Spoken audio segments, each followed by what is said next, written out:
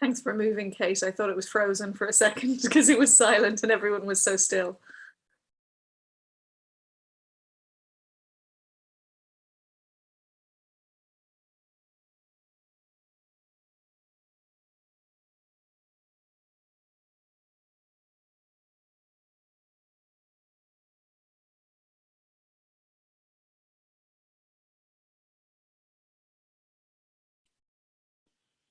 Hi, everyone. My name is Louisa Uliat. I'm Curator of Talks and Events. We'll be beginning shortly.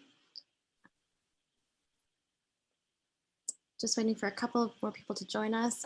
Again, my name is Louisa Uliat, and we'll be beginning shortly.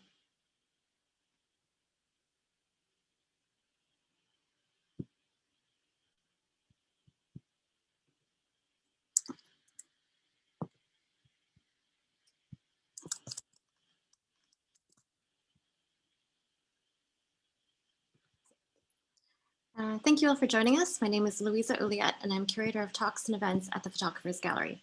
I'm really happy to be here with my colleague, Senior Curator Karen McQuaid. Since joining the gallery, she has overseen TPG New Talent exhibitions, shot in Soho in 2019, and the forthcoming exhibition featuring artist Helen Kamek, in addition to the current exhibition, The Picture Library. She'll say more about that exhibition shortly and what it was like to collaborate with The Guardian for this. And I do hope you have a chance to visit the gallery and see it in person, which will give you a true sense of the breadth of the stories depicted through photography in the media in the 20th century. Anyway, thank you all for being with us tonight. In terms of format, we will begin with a presentation from Karen. Following that, she and I will have a bit of a chat before opening it up to questions and comments from you. You can submit your questions through the chat function here, or they can be posed directly by using the blue hand raising Zoom function, and we will then ask you to unmute yourself. The event should last roughly 40 minutes in total. Please note we are recording this, however, you will not be featured and will only appear at the end should you decide to pose your question directly. We are approaching this event with the aim of creating a form of trust and mutual respect, so thank you and keep that in mind. Before we start, I just want to thank you all again for joining us. We hope to see you again at some of our other forthcoming online activity, including next week's talk with artist Namsa Luba, and even more hopefully at the gallery. Anyway, thank you all again, and now to Karen McQuaid. Hi, everyone. I hope everyone can hear me. I'm going to just share my screen. 1 second. Share screen, share. Okay, I hope everyone can see where I am. And just to kind of introduce it, I suppose, this is a digital version of what would normally be a kind of a Saturday gallery tour. So I'm going to give you an informal kind of run through of the exhibition from my perspective. So it's not overly scripted. And I'll take you through the show and how we brought it together and why we brought it together. So this, you are standing now looking into the entranceway of the Picture Library. The Picture Library is an exhibition that we as an organization were aware that we were coming up to our 50th anniversary and The Guardian was coming up to its 200th. So these two birthdays were coinciding. So that made us think, hang on, might this be an opportunity to collaborate with The Guardian in some way, maybe to think about their archive. We have worked previously with Luke Dodd, who's my co-curator on this project. And Luke, we've worked with him on, he's an individual who has set up, for example, the Famine Museum in Strokestown in Dublin. He made films about Jane Bounds and he looks after her archive. And in the early 2000s, he came to London in order to turn the Picture Library from The Guardian into a more formal archive at the same time that they were moving into their then new premises on King's Place behind St. Pancras. So we knew he had specific knowledge of the archive and we started to explore the idea of whether an archival show might be a nice way to kind of mark these two birthdays that were coming together. The gallery has one thing that I'd like to say about how we can do this type of show, perhaps, and perhaps just like a little comment on how we as an organization allow for this sort of show to happen, really. Obviously upstairs at the moment, if anyone's visited the gallery, is the Deutsche Börse Photography Prize. So there's a real contrast up there. We have contemporary practitioners who are dealing with photography, often in the contemporary art space. And a lot of what we show as an organization is that type of work, but not everything that we show is that type of work. And I think as a medium specific gallery, as a gallery dedicated to photography in all its forms, not just in the gallery white space. So these are just two examples perhaps of shows in the recent past that have used much more kind of found in vernacular and maybe newspaper imagery. So we had Mass Observation in 2013, the big kind of sociological gathering project of everyday life and photography from around the UK. We also worked with Autograph, the Association of Black Photographers, on Human Rights, Human Wrongs in 2015, which was a show that was completely drawn from a very impressive newspaper archive called the Black Star Archive in America. So we have this ability as an organization, unlike maybe some of our peers. You know, an artist that could be in DB could certainly be shown at Tate, but perhaps a show about the Guardian archive would not exist in Tate in the way that it might be able to exist with us. So that medium specificity does give us a particular position to be able to show this kind of work.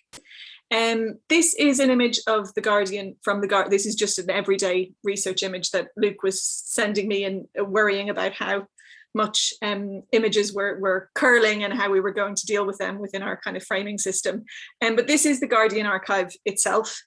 So Luke took on the task, and it was in the middle of the most kind of severe time of the lockdown.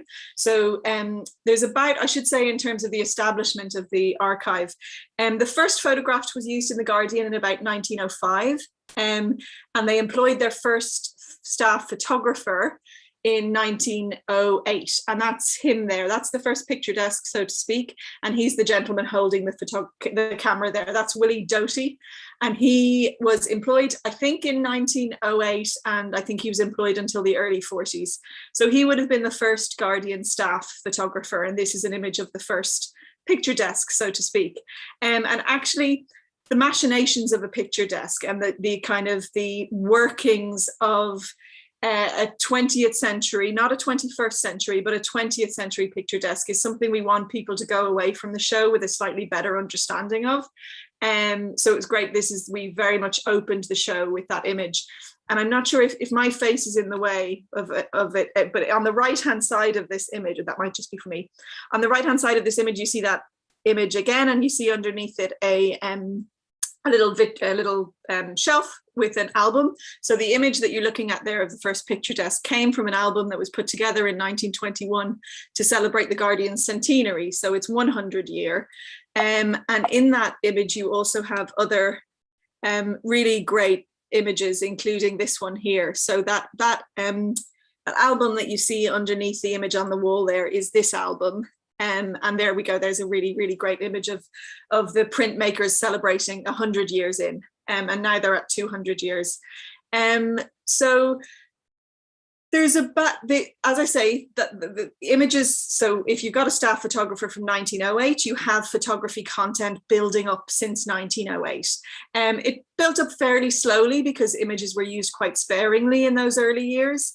Newspaper images would have been kept and collected and organized in some fashion, but they were small in numbers for those first years. The real explosion came in the 1960s, and that came with two main reasons, really. You know, the technology moved on, so 35mm cameras were suddenly available, so photographers could be much more agile and be sent on assignments in a much more kind of rapid way. You also had the introduction of the Sunday supplements and the weekend supplements, I should say, with Guardian, because it's not Sunday, it's Saturday. But the technology was there, but also the interest was there, and color photography was kind of booming, and suddenly photographs were being used in the newspaper in a much bigger way. And the picture library had this really interesting way of classifying the images that were brought in. The images were classified in two ways. There were subject files, so a subject could be a geographical area, a subject could be anything really, and then personality files, so files about individuals. So it had this really quite oblique, open way of filing things, and that continued. The picture library grew and grew. I should say the Guardian itself obviously was established 200 years ago. I think it's really interesting that it was partly established as a kind of a response to the Peterloo massacre. So you'll see later on that images of demonstrations and political activism are very important in this archive because they're very important in the paper. And in just thinking about the fact that the paper itself was established almost as a moment of protest. So the idea then that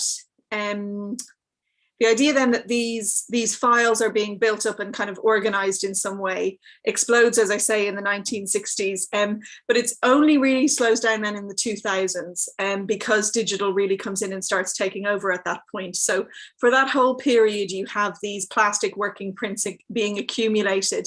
It began in Manchester. It was the Manchester Guardian. When the main editorial moved to London, which I think was in the 60s, or a supplementary editorial office moved to London, the two picture libraries, the Manchester one was brought to London and the London one was established, but they were never merged.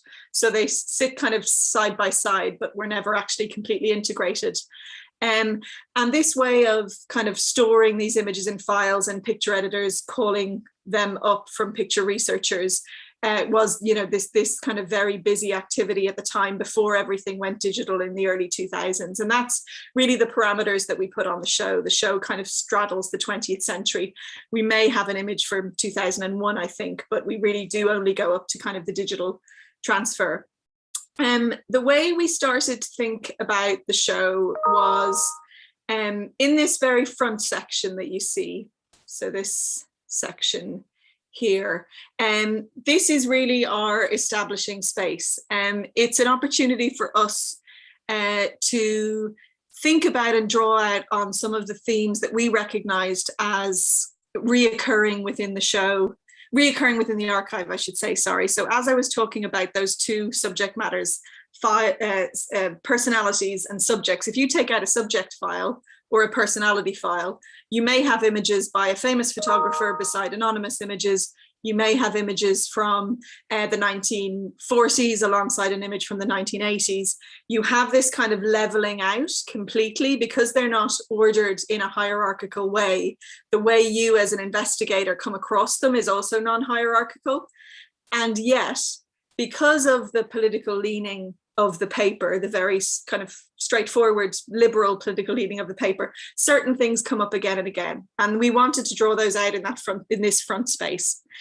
So to mention a few of them as we go through here, this is an anti-immigration demo. So here you have issues of race and immigration, and you have demonstrations, both really important. This is a particular example from the London docks. This was 1968, so you're talking about the same year as Enoch Powell's Rivers of Blood speech. You're talking about the same year as the Race Relations Act. So this idea of how the paper approaches race, immigration, those sorts of ideas comes up again and again, decade after decade. So it's certainly something we wanted to give the audience an opportunity to concentrate on. The newspaper's relationship to Europe, and indeed Britain's relationship to Europe, you know, these themes that we're drawing out through the paper, through what we recognize as imagery coming back again and again through the archive, really also, to use Luke's phrase, it means that they're ricocheting in British society as much as they're plastered all over the newspaper. So this is a price comparison on an Oslo and a London shopping basket in 1975. So I'm assuming feeding into the conversations about either joining the EEC or early conversations about the single currency, that sort of thing, you know.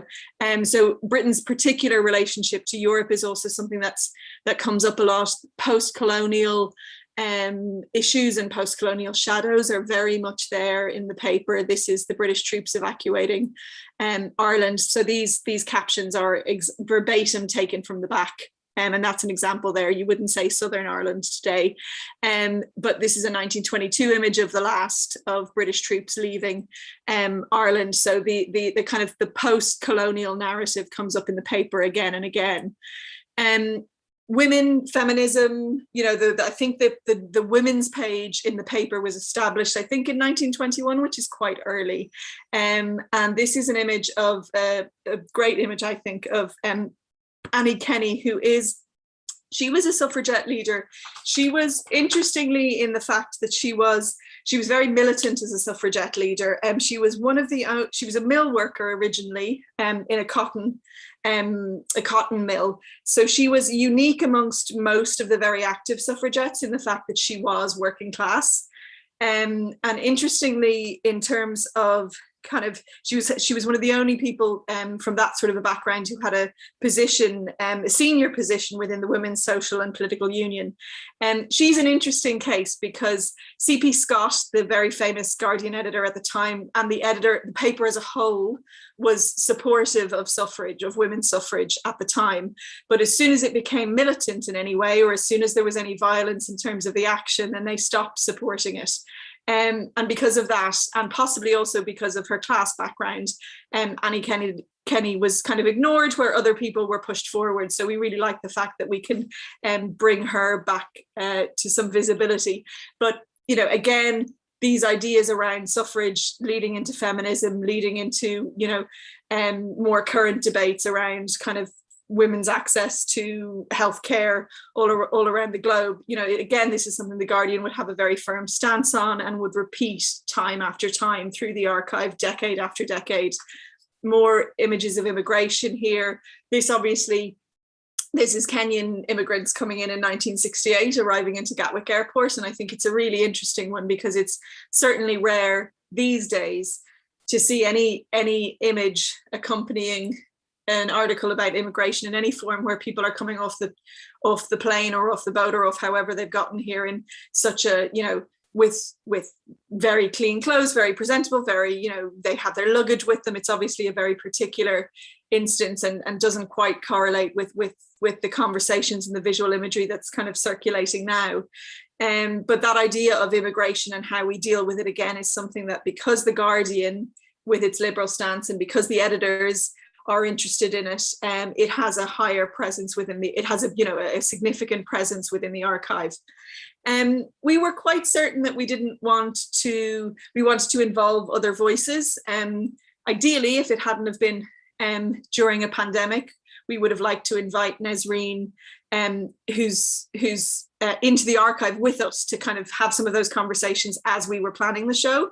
That wasn't possible. So we did invite her to write an essay. So Nesreen Melek she's a regular contributor. I think she contributes on a kind of a once every fortnight basis to the Guardian opinion pages. She's written this wonderful book, We Need New Stories, challenging the myths, the toxic myths behind our age of discontent.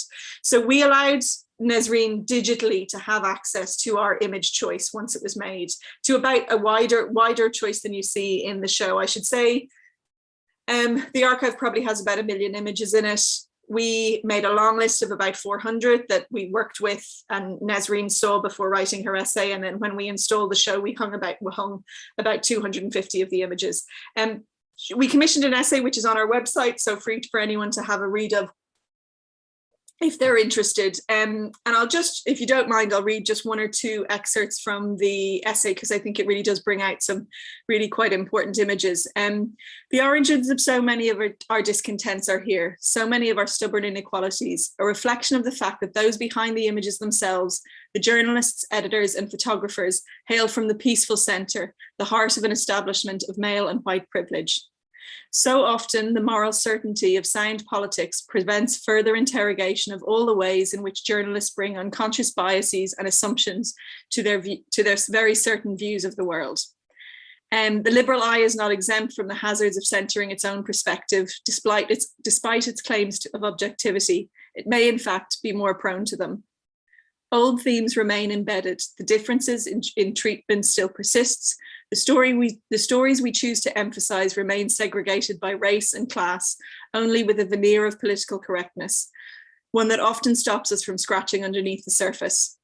The Guardian has witnessed, narrated, campaigned for, and achieved significant global change for the better over the past 200 years, but much of that change in the UK has fallen short of what is necessary. The archive invites us to think about how sometimes the world changes just enough so that it can stay the same. So Nesreen's essay really makes the point, and we're very grateful to her for it. And it's something that we were very much kind of throwing around when in our early discussions with her when we commissioned her, was this idea that we don't want this to be a show about a hallowed, perfect liberal institution. It simply isn't one.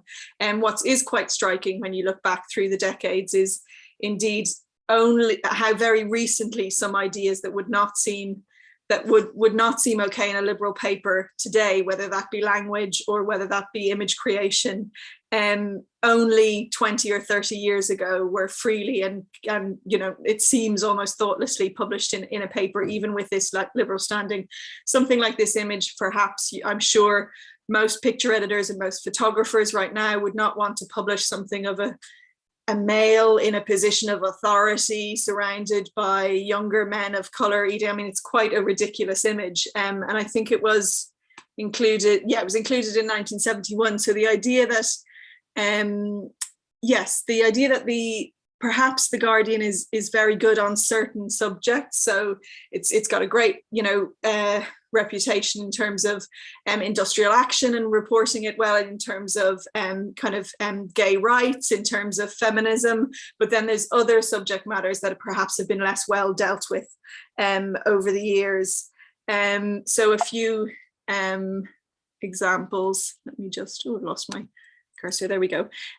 This Harlem image is really, I find really quite interesting, and it's included in one of the vitrines in the resource space in the show. So there is a space in the show where we try to expand on a few ideas around language. We show you the backs of the images as well as the fronts of the images. And this is a really good example. It was first used in the paper in 1971, but we're pretty sure Neil took it on a trip to the USA in the 1960s. This gentleman is not named. He's, you know, his posture and his kind of composition is not the most kind of powerful or strong, or he's looking at the camera, but he hasn't really been given the time to pose himself in any way. And more importantly, he is also unnamed. This image was used about 4 times in the 70s to illustrate completely different types of articles. So it becomes this stock image, and this man, this anonymous man, becomes a stand-in for various different, you know, different headlines, different images, some with slightly racist connotations. So this is the back of that particular image. So you have the working process and the working stamps of its use on different articles through the decade. But it's just a really good example of what we hope would not happen now, which is, you know, anonymous Black man be used as stand-in for article about poverty or article about, you know, something else slightly, you know, it's not. It's interesting how this is repeated again. This is a Brixton version, perhaps, of the same thing.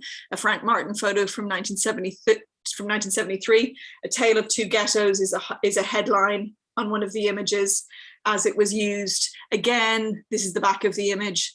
Again, this man is anonymous. He's unnamed. He's photographed at a distance. These are things we hope that we are coming to kind of lose as habits in how we work with images. These set of images, which are also included in the same space in the show, are a set of images from South Africa. During apartheid, we think is probably the reason that they're unnamed in terms of the photographer. They were part of a campaign, and Nesreen talks about this in her essay. They were part of a campaign that the Guardian took on the basis of this set of photographs about kind of standards of living in British-owned companies who were running farms in South Africa at the time. The campaign got taken a hold of. There was a parliamentary commission on the back of it, and indeed working conditions for the workers in the particular companies and newspapers that were named and shamed in the series of articles that used these images. Their conditions did improve. There was, you know, there was action taken on the back of this. There's just an example of the images being used anonymously, but in these different kind of, in this sort of, you know, actual functioning or active way. You know, these actually did in this case lead to change. So we're out of the front space now, and we're back into the kind of the bigger space in the gallery, the more generous back space. This is an example, this is a Gandhi file. So this would be an example in one of the vitrines of a what would have been a personality file. Interestingly, C.P. Scott, again, the editor, the very celebrated editor, he's the guy who gives us the quote, comment is free. So C.P. Scott met with Gandhi, and that's one of those photographs is of that. And again, this idea of the limits of the liberalism. C.P. Scott was certainly, and the Guardian itself at the time was certainly supportive of would have been, you know, the most anti-colonial paper in the UK at the time, certainly, but there were limits to that. So there is evidence here of a letter that C.P. Scott wrote where he's talking about his meeting with Gandhi, and he's talking about him basically a little bit disparagingly, saying he's banging on about the independence issue and, you know, kind of being a little bit dismissive of it. So again, you have a liberal kind of forward-looking agenda within the paper, but there still are these kind of biases. And then there's just a few images. How am I doing for time? There's just a few images then that I think we had to include because of their kind of currency, I suppose, contemporary currency. So I find this image really fascinating because I wasn't really aware of the incident. These are supporters of Sarah Tisdale outside Bow Street Court in 1984. And Sarah worked at the Foreign Office, and she was jailed for leaking government documents, which basically announced when a load of US cruise missiles were due to be delivered to the UK. This was around the time of Greenham Common. And she sent the documents to the Guardian anonymously. But the police basically understood that there were certain ways of identifying from those documents where they were sourced from. I'm not sure if it was fax or whatever at the time. There was a way of tracing them if the Guardian handed the documents over. And there was a big furore about whether the Guardian editor at the time, who was called Peter what? I've forgotten his surname, sorry. Peter Preston, I think, and he threatened that he would be prepared to go to jail in order to protect his sources. So you have this idea of the kind of expose as well, in a way, and the Guardian being used a bit like perhaps in the Snowden incident or the Snowden kind of expose, the Guardian being used as the trusted space that you can send these things to. So that was kind of, I think, an interesting one in terms of, you know, what the Guardian has gathered an awful lot of due credit in the last few years in terms of Snowden's situation. This is from 1968, and it's what is the word? Not inoculation. What did we get for Pfizer? What's Pfizer? Or jabs. I've forgotten the word for the thing that goes into your arm to stop you getting a disease that we're all. Pardon? Vaccination. Sorry, yes, exactly. So this is live this is vaccination being prepared in eggs. So they pull the proteins off, and this was research for a vaccination against a particular strain of influenza that was on its way in 1968. But again, when we come across an image like this and we're going through the archives, we kind of have absolutely no doubt that this has to be included because of its kind of relevance to the time. We were in the middle of a very strong lockdown. This is just an example of how what sort of a range of photographs we showed in the display cases that you see. There was a really particular reason that we displayed things this way. We wanted to really make the point that these photographs were working documents, they were working pictures, they were working objects, they were passed around a newsroom from picture editor to art worker to photographer. Most of them have creases on their edges, a lot of them have tears in them, they have crop marks, they have markings all over them. They are not these perfect hallowed objects. They were physical things that were used in a working operational newsroom. And we felt if we put them behind traditional window mounts, you might lose some sense of that. So we very early on in thinking about how we would display and work with the exhibition, and we had the idea of making these bespoke shelving units in the backspace, so that all of those flattened hierarchies that actually are in the archive in relation to the subject files and the personality files. So there's no hierarchy of one photographer is more important than the other. There's no chronology. There's no, you know, these hierarchies don't really exist in the archive. So we wanted to show the work in a way to allow people to kind of quite freely move through the space and make their own associations and kind of generative leaps from one decade to another. And so showing them in this shelving system way meant you really could see those physical markings, maybe a little bit more than if we put them in traditional frames. And this is just an example, for example. So this is the image that the photographer took. Obviously, only the mother and one of those twins would have been included within those crop marks. This is a really great example. So there was a controversial acquisition at the Tate of Carl Andre's bricks as an artwork in '76.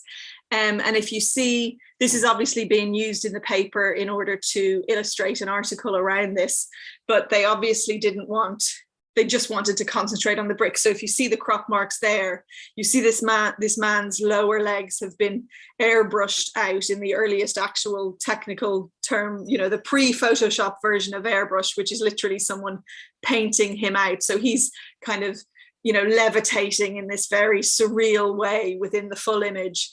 But obviously that smaller crop would have been what would have been used in the paper. If you look at, this is a gorgeous image, I think, of, it was just titled Unemployed Liverpool by Neil Libert, 1981. But if you look on the leather jacket, if you look on the coffee cup, if you look on the strands of his hair, all of this artwork is being done on top of the photograph so that the image shows up in a very contrasted, in the most contrast possible when it's transferred into the paper, into, you know, these huge kind of print runs. And this is another example of that. You see all the highlights under his arms, and this image always makes me, I think I'm near the end now. This image always makes me think about also one of our main intentions for the show from very early on. We knew that we didn't want it to be a plotted history of the 20th century through photojournalism's best images by any means. You know, we wanted to think about the archive in its breadth. And, you know, the idea that at Gracemere Athletic Sports Day in the Lake District, this image of these two men wrestling finds its way, is given the same care and the same attention within the archive as some extremely important historical moment. So we wanted to find a way of showing all those images alongside each other.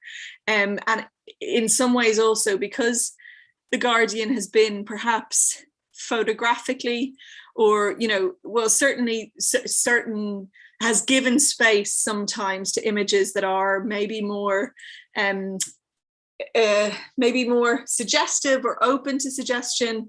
And another thing to say about this is maybe a nice point to say, you know, all of these images, if you scrap the language away from them, if you take away the caption information that you have on the back, if you take away the context of the archive, you know, they're very, very malleable things. They can be used, and we've seen evidence of it, they can be used to illustrate, you know, any number of types of articles. So this idea of actually the context being important, the context and the information that is kept with and alongside these images really being the thing that kind of anchors them in a way. And that's what I have. I don't know how I've done for time there at all.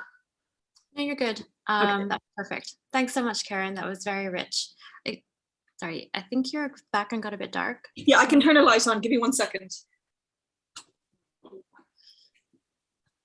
Hi, everyone. Thanks for your comments throughout. I'll just ask Karen some questions, but I want to respond to something that Ian said, where he spoke about, or mentioned that the bricks were amazingly controversial.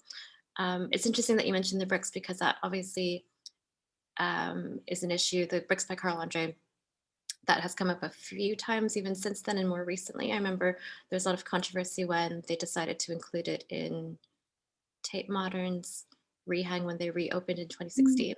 So anyway, thank you for that, Karen. I just wanted to touch on some themes that you mentioned, and you spoke about post-colonialism, immigration, activism, and race.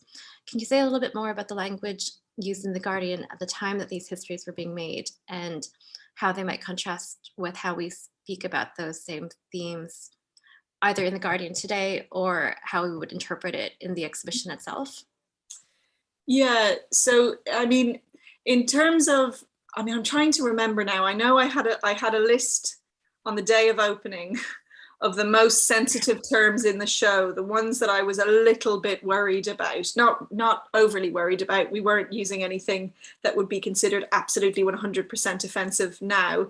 Having said that, some language does change over time. So for example, there's an image of a couple in their domestic space who are kind of happy in their home, and they are described as the happy couple, and one is described as a transvestite. That's not a terminology that we would now use in a caption, but we chose to, so in the front section, the yellow section, where you get a little bit more information about a show, we have what are called updated captions. So you'll have the caption that's from the back of the image, but then you'll have a little bit of more context that's written by Luke and I.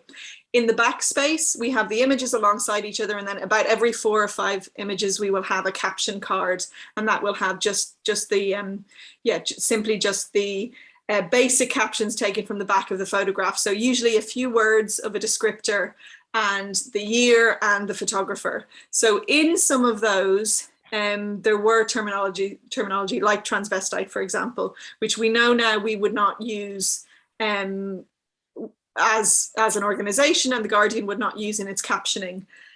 What I think is really interesting, though, is also how newspapers deal with this. How, you know, because the headlines are not written by the journalists who write the articles. The picture editor, for example, I'm reliably told the picture editor at the moment at The Guardian looks at about 40,000 images a day. So the task of captioning all of those images, not just for the printed issue itself, obviously, but for the endless image galleries that go on to the various online versions of The Guardian. That responsibility of captioning and is quite interesting. But we made the decision very early on that we wanted as much as possible to keep certainly in that grey section, the original captioning. I can't remember a case where we didn't include an image because of a term that was too strong, but I think that was just a coincidence more than anything, to be honest. So there were just these moments that, yeah, language would move on. I mean, if I had it here, I'd go through that list of all of the sensitive ones that I was a little bit worried about. I can't honestly off the top of my head remember. I think there were about 6 or 7, and there's 250 images in the show. Probably then I had about 6 or 7 words, which I was a little bit tense about. However, we made it clear in the text, in the entranceway, we made it clear in the opening text that this language was taken from the time and is of its time. And in order to have those conversations societally and just human to human, I think you can't, yeah, we were confident enough that including them, we had a point to include them in order to raise some of those questions. Thanks for that. I mean, you're right. Language is very alive and it's changing all the time, you know, as our learning grows and we develop. There's another question from Ian. Is there a risk that we are viewing things through slightly false historical viewpoints? Sure. I mean, well, there's risk certainly that we're also, you know, none of us are without our biases. Both Luke and I, who organised the show in the main, we would have liked to involve Nesreen more in the editing process. It was simply not possible because of the pandemic. We're both white. We're both Irish by chance. So there's definitely kind of biases, and another person would make an entirely different edit from this same archive.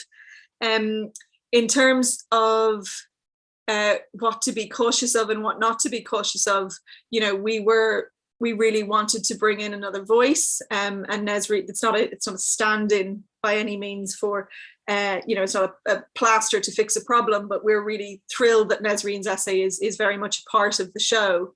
And there's certain things that, I mean, I'm still learning about the show, to be honest. We did a tour with some patrons this morning, and I learned from somebody I learned that the Financial Times, for example, has an algorithm, has a piece of software that will inform a picture editor as they're going along if they have too many men in the edit for an edition. So the temptation is there, because let's face it, we're not there with in terms of our MPs, in terms of our representatives, in terms of the people that we speak to in a newspaper and give voice to. And that's something that comes up again in Nesreen's essay, is this idea of who is spoken to and who is spoken about, and actually the difference in photography's treatment of those two sets of people. The people who are interviewed in a very respectful way because they have respectful positions of authority, they're probably generally, for that century certainly, probably white men.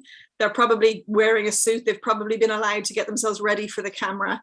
And yet these other, big swathes of the population who are in the paper a lot, but are spoken about and not to, they have a very different way of being photographed, often anonymously, certainly haven't been given time to, put on a clean shirt and get in front of the camera.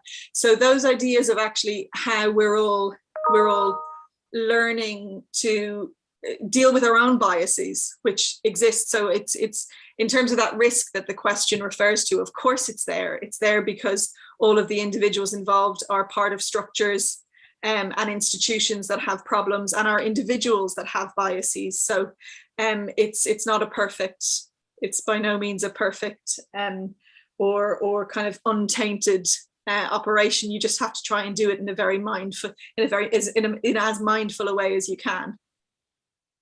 No, I mean, that's a really good point. And I think what you said about who is spoken to and who's spoken about, that also touches on the notion of like authorship, and also who's doing the speaking. So thinking about the writers, the people who tell those stories at The Guardian. I mean, and it's important to say, I mean, it's kind of shocking. I mean, I know it only goes up to 2000, but I'd safely say 98% of the photographs are taken by men. So even in the most liberal paper in the country, the representation was still that bad. And again, I mean, in terms of diversity of people of color or other voices, it's something where, as a society, as a newspaper, as a gallery, we're all increasingly aware of. But this, as a historical show, cannot do that because it's not in the archive. There's a few notable exceptions, of course, in the case of female photographers and Black photographers, but they're absolutely the exception and not the rule across those 100 years that we look at. Does that mean we shouldn't do a show that thinks about that century and newspaper photography and how those power dynamics played out? I think we should be able to do it, but in a way that points to those things and prods them, and hopefully makes our audience with us kind of think and reassess them.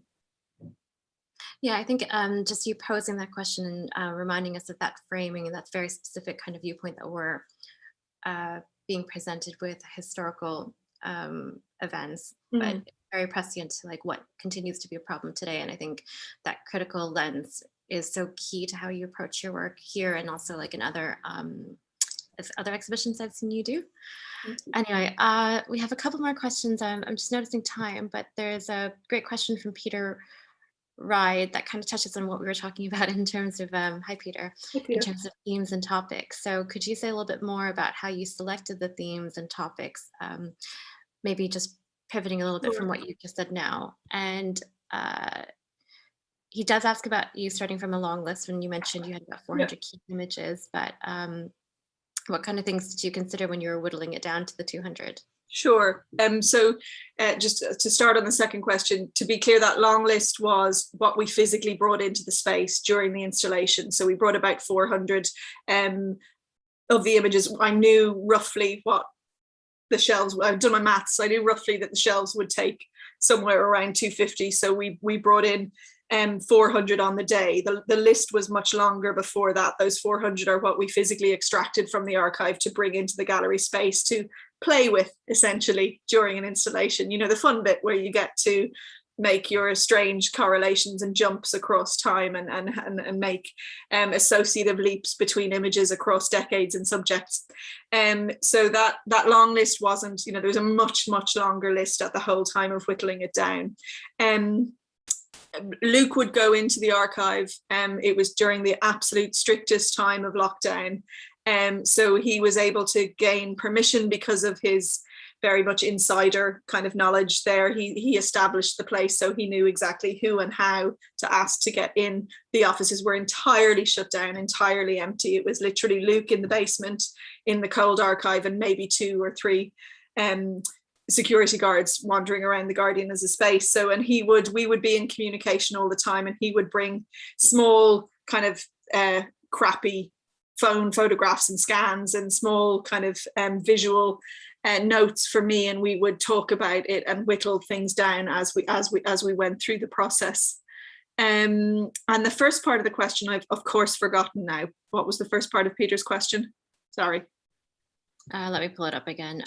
Just talking more about the way you selected themes and the topics that you included. Sure. So the themes, I mean, we say selected them, but they kind of were selected for us in a way. As soon as we started really going through those subject files and the personality files, demo after demo, after march in the 30s, in the 40s, in the 50s, in the 60s, the presence of certain subject matter that this paper, because of its stance, is attuned to, just kept coming back. So they kind of but they kind of selected themselves in a way. Just they were the things that you could not escape in the archive, that came back year on year, edition on edition, paper on paper, file on file. So yeah, same, it's just, they are the things that were impossible not to recognize, kept coming back. So it wasn't a case of sitting down and kind of poetically finding these things. It was like, this is the stuff, this is the bulk of the attention, this is where the attention is paid in this paper. And this is where there is a majority of visual legacy in this archive because of that. Great, thank you for that. And I mean, it makes sense in terms of what you were saying earlier about the stories that present themselves through the images. We've had a couple of responses to your comments, Karen. So one from Clancy, thanks Clancy, that women news photographers can still get a very hard time from the rest of what she's written as the pack, but yeah, they're working against a lot of. I know Clancy has particular knowledge of Fleet Street as well. I mean, I should say as well, the gallery is really associated with Fleet Street. I mean, our original founder, Sue Davies, got money to establish the gallery from Fleet Street, and particular Sir Harold Evans, particular editors at the beginning of our establishment as an organization were really, really supportive. So we have this connection as a gallery to Fleet Street as well, which is interesting. Thanks for sharing that history about the gallery, Karen. There's also a comment from Stephen, who just wrote that about his parents identifying as Guardian readers and how formative it was to see these images growing up and the strong visual narrative qualities that they have. So thank you for that. And I think actually there's just one final comment from Ian, who wanted to clarify the original question, which is, is there a risk of viewing things through a slightly false historical viewpoint? What he meant to say was, is there a risk of, so I'm just trying to find that question again. Is there a risk of reinterpreting photographs through a modern perspective? Or are we reinterpreting? Yeah, sure. And the answer to that is probably yes, but the answer to that is they would have been reinterpreted, also had the ability to be reinterpreted at the time in a different newspaper as illustrating a different article. So that potential for reinterpretation isn't just a modern historical thing. It's completely about context. It's about the journalism. It's about the approach. It's about the accompanying text. It's about so much more than the image itself. Which is a frightening thought in some way. And I'm sure if you're a photojournalist, it's a very frightening thought. But there's no point in pretending it's not true, because it is. So I would probably say yes, but much as it probably was at the time in a different situation. Yeah, they're very live. And I mean, you think about that too with regards to how you might have approached an exhibition that you did a couple of years ago and how differently you would look at it now. We're running close to time. There's a final message here from Ollie Gaper, who's just saying that the medium is the message. So thank you for that. Yes, Ollie actually built my bookshelves, so they're very beautiful for me. And Hi, yeah, thanks everyone. And there's another point from Clancy saying that it can be easier photographing on the street and at demonstrations as a woman.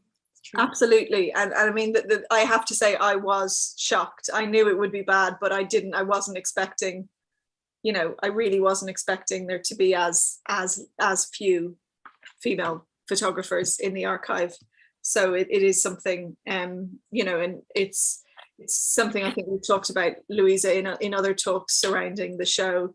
But it is certainly, yeah, I was shocked. Yeah, we talk about this a lot because I think I was telling you about a couple of I went to Trans Pride over the summer, for instance, and most of the photographers were cis male. Yeah. Cis white male. Anyway, we can pick that conversation up again. Anyway, thank you everyone for joining us. I think that kind of wraps it up for the evening. Really appreciate how dynamic and lively the chat was today. So thanks for your time and for joining us, especially to my appreciation also goes especially to Karen McQuaid and our other colleagues, Grace Armitage and Kate Welby, who were also supporting tonight.